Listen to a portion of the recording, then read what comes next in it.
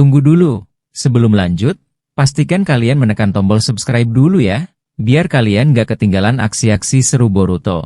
Orochimaru dan Kashinkoji terlihat sedang mengikat Shibai menggunakan Mokuton. Sementara itu, Boruto masih bersembunyi di bawah tanah sambil menyerap cakra dari planet. Di atas tanah, Hamura yang sedang menyamar sebagai Boruto terlihat mengaktifkan Rayon Rikudo dan bersiap menusuk Jogan milik Shibai. Shibai yang masih terikat menatap serangan yang datang dan berkata dengan nada serius, "Ini tidak baik.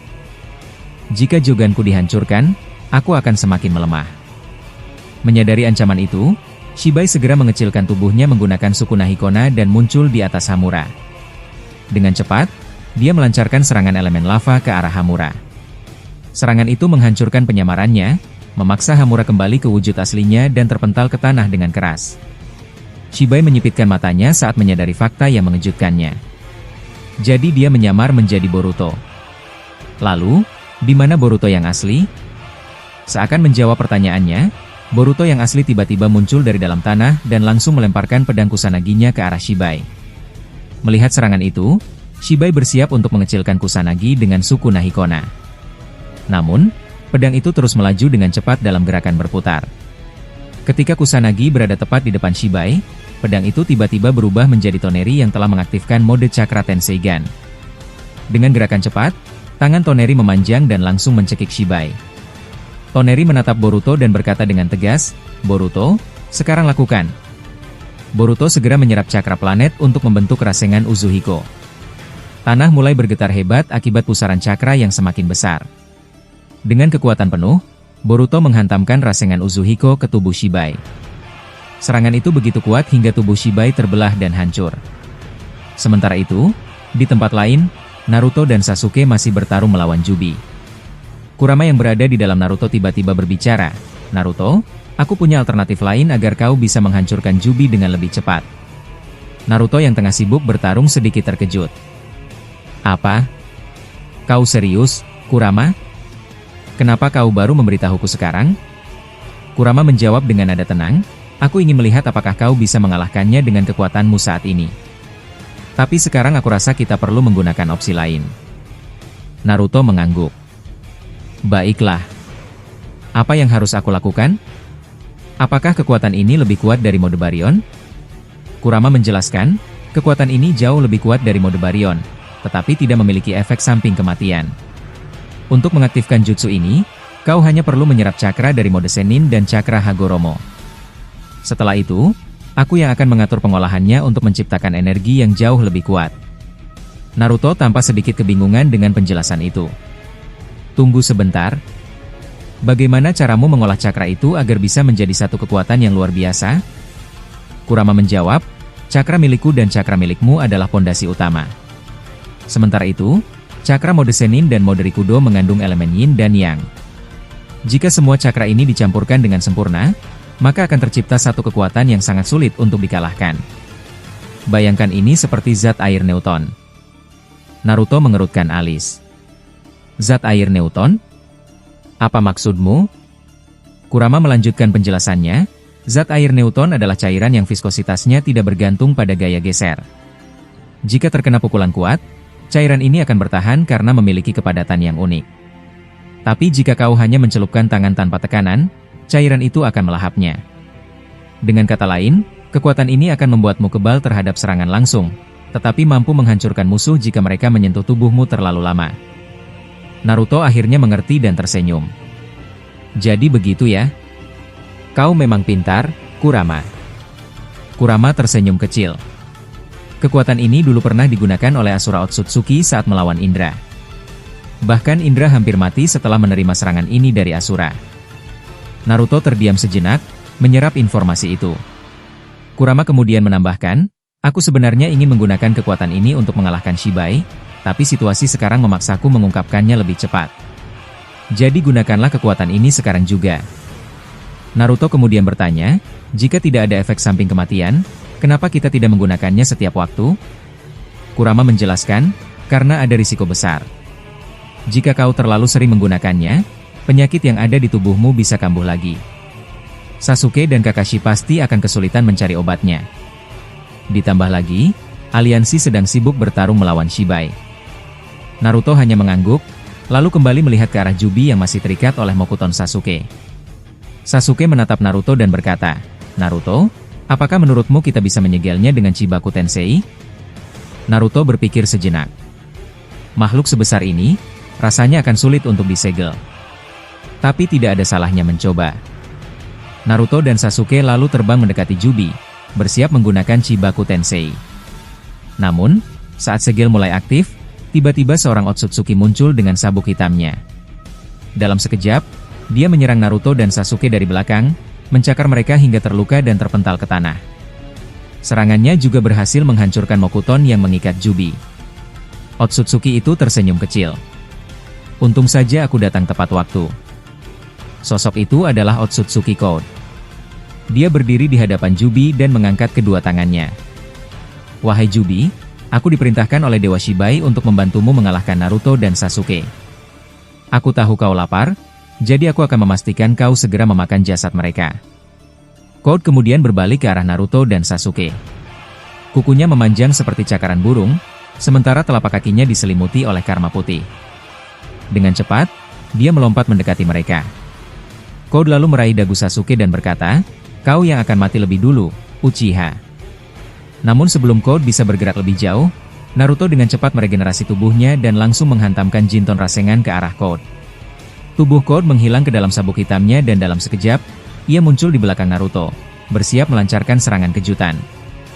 Namun, Sasuke menghantamkan Kirin yang menyambar ke seluruh area. Dengan ekspresi kesal, Sasuke berkata, "Dia kabur lagi. Dasar pengecut." Ketika Naruto dan Sasuke masih fokus pada Code, tiba-tiba Jubi melesatkan 5 biji udama ke arah mereka, menyebabkan keduanya terdorong ke belakang. Naruto mengerang, "Sialan, aku sampai lupa dengan Jubi karena terlalu fokus pada Otsutsuki Code." "Sasuke, apa yang harus kita lakukan?" "Aku tidak bisa menahan biji udama terlalu lama, panasnya luar biasa." Sasuke dengan cepat meraih tangan Naruto dan menggunakan Amenote Jikara untuk berpindah posisi dengan Jubi. Seketika, Jubi tertukar posisi dan terkena serangan biji udama miliknya sendiri, meledak dengan keras. Naruto menatap Sasuke dan berkata, "Sasuke, apakah cakramu habis?" Memindahkan objek sebesar Jubi bukanlah hal yang mudah. Sasuke menghela napas, "Cakraku lumayan terkuras, Naruto. Tapi kita tidak punya pilihan lain, kita tadi benar-benar dalam keadaan terdesak." Naruto menempatkan tangannya di bahu Sasuke dan mulai menyalurkan cakra Kurama kepadanya. "Ambil cakraku, Sasuke. Ini akan membuatmu lebih kuat." Tiba-tiba, Otsutsuki Code muncul dari batang pohon dengan wajah yang menyeramkan. Naruto dan Sasuke segera melesat ke arahnya, menyerang dengan pukulan kuat. Namun, Code masuk ke dalam tanah dan muncul kembali di belakang Naruto, mencoba mencakar lehernya. Sasuke dengan cepat berteriak, "Naruto, dia di belakangmu." Naruto dengan refleks membalikkan badan dan menghantamkan Rasengan ke Code. Namun, Code menyerap Rasengan menggunakan karmanya sambil tersenyum sinis. "Percuma saja kau menyerangku dengan Rasengan. Sebesar apapun, aku bisa menyerapnya. Tidak seperti Delta yang memiliki batas dalam menyerap cakra, aku tidak punya batasan itu." Naruto menatap Code dan tersenyum tipis, "Justru itu yang aku cari. Dengan begini, aku punya celah untuk menebasmu, dasar pecundang." Sasuke membuka kusanaginya yang sudah dibalut dengan Chidori. Dia bersiap untuk menebaskan pedangnya ke arah Code, tetapi tiba-tiba 10 ekor Jubi memanjang dan mengikat mereka berdua. Ekor-ekor itu kembali memendek, sementara Jubi membuka mulutnya lebar-lebar, tampak tak sabar untuk menelan Naruto dan Sasuke. Sementara itu, di planet bumi, Hagoromo menerima kabar dari para biju melalui alam bawah sadarnya bahwa Naruto dan Sasuke dalam bahaya. Hagoromo terdiam sejenak, merenungkan situasinya. Boruto yang ada di dekatnya bertanya, "Kakek Rikudo Sennin, apa yang sedang kau pikirkan?" Hagoromo menjawab dengan nada serius, "Naruto dan Sasuke akan segera dimakan oleh Jubi. Aku tidak bisa memanggil mereka ke sini menggunakan Chiyose karena dimensi itu telah dikunci oleh Shibai menggunakan Jogannya." Boruto semakin tegang, "Siapa saja yang sedang ayah lawan di sana?" Hagoromo menjelaskan, berdasarkan laporan mata tabi, Naruto dan Sasuke bertarung melawan Jubi dan Otsutsuki Code. Mendengar hal itu, Boruto segera merasakan keberadaan Code, karena sebelumnya ia sudah menandai tubuhnya menggunakan Hiraishin. Boruto menggeram, "Aku bisa merasakan Code, tetapi dimensinya terasa sangat padat dan sulit untuk dimasuki." Shibai yang mendengar percakapan itu tertawa terbahak-bahak, tampak sangat senang. Ayahmu dan Sasuke sialan itu sebentar lagi akan mati. Aku juga sudah mengunci dimensiku dengan sangat rapat, jadi kalian tidak akan bisa menyusul mereka. Semua orang terdiam mendengar ucapan Shibai. Di tempat lain, Madara terlihat terbang ke arah Shibai dan langsung bertarung sengit dengannya. Taijutsu Madara benar-benar mengerikan, setiap pukulannya menciptakan suara dentuman keras. Shibai menahan setiap serangan, lalu melesatkan besi Daikokuten. Madara dengan sigap menangkap besi itu dan melemparkannya kembali ke arah Shibai. Shibai bergumam, dia bisa menangkap besi super cepat milikku? Dia benar-benar berbahaya. Shibai lalu mengeluarkan Mokuton dari kedua tangannya, tetapi Madara menciptakan Budodama berbentuk lingkaran untuk melindungi dirinya. Mokuton tersebut tidak mampu menembus Budodama yang melindungi Madara dengan rapat. Panel beralih ke dimensi Otsutsuki, tempat Ishiki dulu membawa Kaguya. Para Otsutsuki terlihat berlarian menuju dewa tertinggi mereka. Salah satu Otsutsuki yang berjubah panjang tampak marah saat mendengar tentang Kaguya dan Ishiki. Dia berteleportasi ke hadapan dewa Otsutsuki tertinggi, yang memiliki tanduk panjang. Dengan suara dalam, dewa itu berkata, "Aku merasakan kehadiran Kaguya. Sudah ribuan tahun aku tidak melihatnya. Bahkan anakku, Momoshiki, tidak ada kabar sama sekali.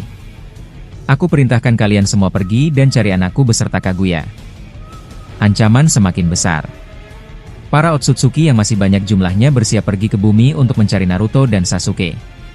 Sementara itu, Hagoromo masih panik karena tidak bisa mengakses dimensi Shibai. Di tempat lain, Kushina berjalan mendekati Minato. Dengan mata berkaca-kaca, dia langsung memeluk Minato erat sambil menangis. Minato tampak kaget karena tiba-tiba dipeluk olehnya. Dengan suara bergetar, Kushina bertanya, "Bagaimana keadaan Naruto sekarang?" "Aku bahkan belum berbicara banyak dengannya dan aku sangat khawatir." Boruto yang melihat ini ikut kaget. Dia menenangkan neneknya, "Nenek, tenanglah. Aku pastikan ayah akan kembali dengan selamat." Kushina melepaskan pelukannya dari Minato dan berjalan ke arah Boruto. Dengan lembut, dia memegang dahinya, membuat wajah Boruto sedikit memerah. Tiba-tiba, Kushina menariknya ke dalam pelukan, penuh rasa haru. "Boruto, kau tampan sekali. Aku berharap kau bisa hidup lebih baik di masa depan dan tidak memiliki takdir yang menyiksa seperti ayahmu." Boruto yang biasanya berwajah dingin, tiba-tiba menitikkan air mata. Dia teringat bahwa terakhir kali dia dipeluk oleh ayahnya sudah sangat lama. Dalam hatinya, Boruto berkata, "Saat aku masih di akademi, hidupku sangat bahagia karena dikelilingi oleh keluarga dan teman-teman. Tapi sekarang, aku kehilangan semuanya. Aku harus mengubah takdir agar semuanya kembali seperti dulu. Ini sungguh menyakitkan." Minato berjalan ke arah Kushina dan Boruto, berkata dengan lembut, "Jangan mencemaskan masa depan seperti yang dikatakan oleh Kashin Koji. Kami semua akan membantumu sampai akhir." Tak lama kemudian, Hinata yang sudah sadar setelah kehilangan lengannya akibat Kawaki, berjalan dengan tatapan kosong. Boruto yang masih dalam pelukan Kushina melihatnya dengan ekspresi sedih. "Ibu, syukurlah kau baik-baik saja." Hinata tiba-tiba berlari ke arahnya sambil menangis. "Boruto, sudah lebih dari 4 tahun aku tidak melihatmu. Sekarang kau sangat berbeda." Dia memegang wajah Boruto dengan kedua tangannya, air mata terus mengalir. "Maafkan ibu karena tidak bisa melindungimu." Boruto perlahan melepaskan pelukannya dari Kushina dan menatap Hinata dengan ekspresi datar. Dia hanya diam, seakan-akan tidak tahu harus mengatakan apa. Hinata melihat putranya dan bertanya dengan suara lembut, "Boruto, selama ayah dan ibu diculik oleh Kawaki, kau hidup dengan siapa? Siapa yang merawatmu?"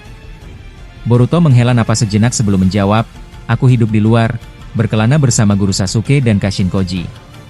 Terlalu rumit jika aku harus menjelaskan semuanya sekarang.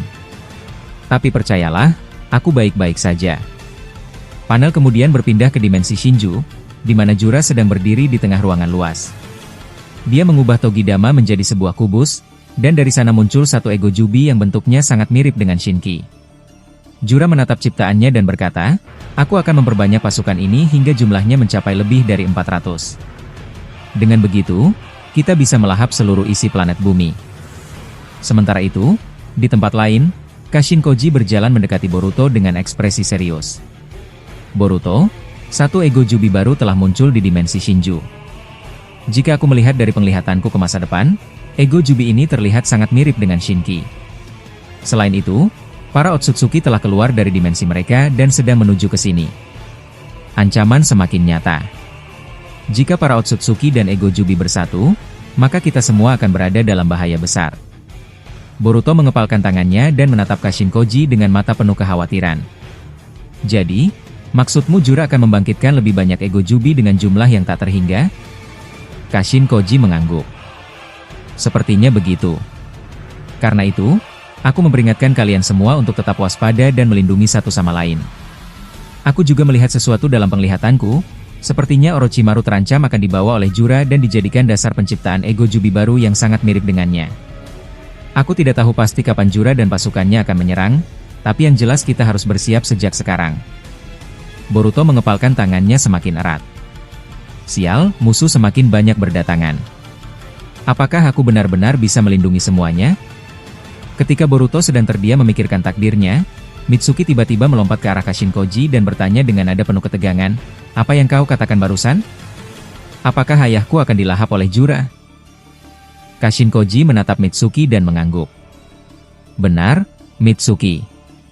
Aku tidak ingin mengatakan ini padamu, tapi berdasarkan penglihatanku, Orochimaru memang berada dalam bahaya besar. Jika dia sampai dilahap Jura, maka akan lahir ego Jubi dengan wujud yang menyerupai Orochimaru.